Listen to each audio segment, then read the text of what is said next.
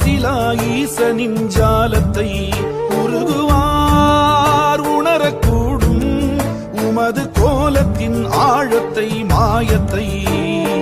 ஏகன் அவனென்று மொழி உரைத்தது அநேகன் சிவனென்று விழிபடித்தது.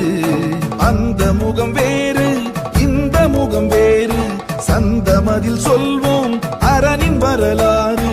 கருணை பரிமாறு கருணை பரிமாறு யார் காணக்கூடும் ஜகத்தின் மாசிலா ஈசனின் ஜாலத்தை உருகுவார் உணரக்கூடும் உமது கோலத்தின் ஆழத்தை மாயத்தை.